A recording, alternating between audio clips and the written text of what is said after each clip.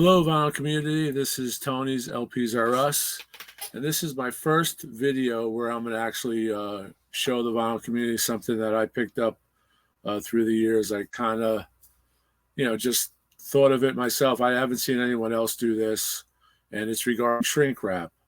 And I said in some previous videos that I have a great idea and a great method of preserving your shrink wrap on an album. I believe that shrink wrap can stay on an album if it's not a gatefold. If it's a gatefold, you have to take it off to see what's under the gatefold. Some of my newer records are reissues. For instance, I'll keep the shrink wrap on. As I said earlier, I have the original, so I understand. I know what the gatefold looks like, so I'll keep the shrink wrap on. But in other cases, what I'll do on a new gatefold is something I don't already have. I take the shrink wrap off very easily by sliding it down, and then I use the shrink wrap inside an inner sleeve, and I keep it intact. And I'm going to show you now. I'm going to do this, demonstrate with this record, which is the issue of Chicago. This is a fantastic record. This is the Rhino reissue. The original is fantastic. This is fantastic. Here's the actual LP. And what I'm going to do is I'm going to take this shrink wrap off from here, like so. If I can get this off here, it's not going to be easy. But I've sliced it with a knife or a butter knife. Just be careful you don't ruin the edges of the record. As you can see, I have this opened, and I pull this out, and this comes off pretty easily. This will come all the way down very carefully. The shrink wrap, the vinyl properties of the shrink wrap are durable. I have shrink wrap on records I'm going to show you that are over 50 years old, and they look brand new. So now we have the shrink off. It's in one piece. And here's the hype sticker. You can see it's going through here. So you can see that's in one piece. And then what I'll do is I'll take the LP. This has the original booklet. They reprocessed the booklet and or the poster rather that was in the original album.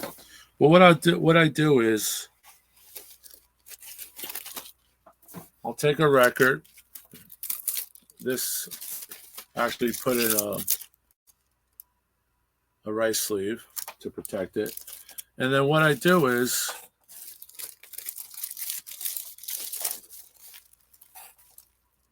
I put this record with the sleeve in the original shrink wrap. And I'm hoping not to split it. So you have to be very careful, but as you do more, it becomes very easy. As you can see, it goes right through, and you have the intact shrink wrap with the hype sticker, and then you just place it in your album inside the jacket. You see the beautiful gatefold. You put it right in your jacket, and voila, you preserve the shrink wrap forever for the next generation. Hopefully these records last a million years and we don't get zapped with some nuclear, thing from Putin or whoever's going to think about that. But that's it. And I'm going to show you some examples I have here of ones I've done in the past.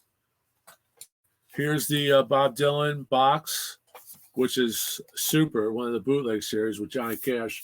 If you're a fan of music, you should get this. But if you're a fan of Dylan or Johnny Cash, obviously you would be both. You have to get this. And what I've done is I've taken this is a gatefold, and what I've done is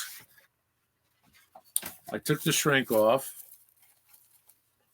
and I placed the shrink inside the booklet that comes with this album.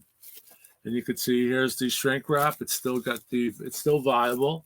You know, they're preserved. You keep them inside the sleeve, and you're just very careful with them. You could actually put an inner sleeve over the shrink wrap to preserve it even further. Okay. Here's another one.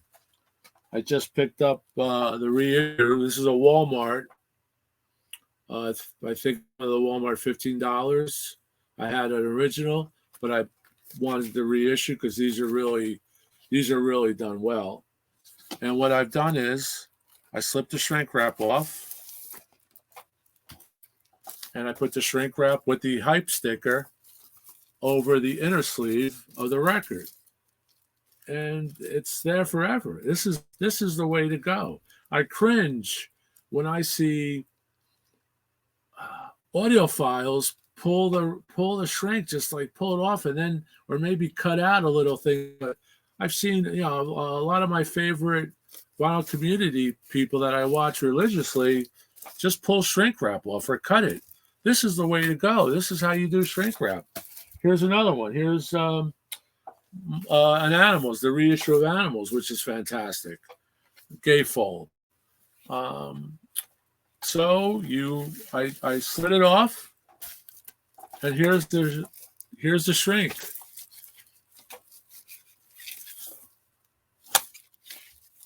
On the inner sleeve of the album.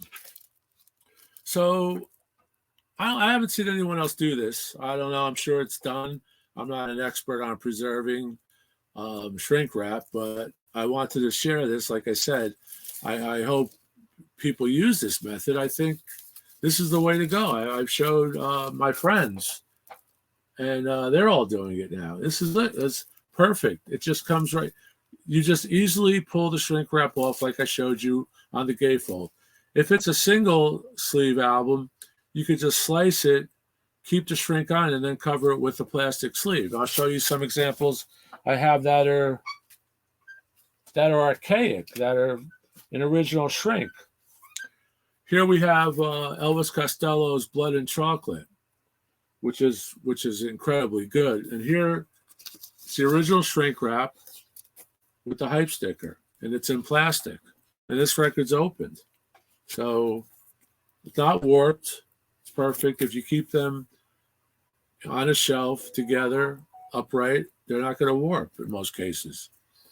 But that's a great example. Here's another great example. Crazy Eddie, 488, the original John Cougar Mellencamp Scarecrow. Here, it's in the original shrink wrap. It's a single album. If this was a gatefold, I would have pulled it, but this is perfect, not warped. Here's one I think I've done. I think this was a gatefold. Let me see. No, this is a single record. This is a single record. And this is the classic I talked about last week. Boston, first press or second press, because it has the hype sticker with the review on it. But you know, this record's from the 70s. It's in mint condition. Here you see, take it out of its sleeve. Shrink wrap's a little torn here, but it doesn't warp. Okay. And as always, I hope you enjoy that. Leave your comments. I hope you use that method. It works for me. It works for some of my buddies that collect albums.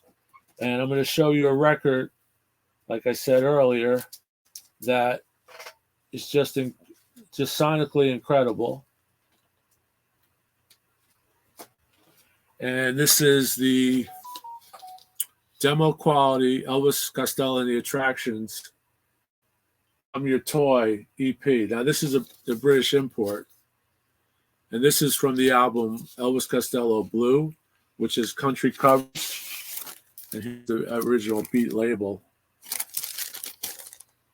And I have this album, and I have the original American and the original beat.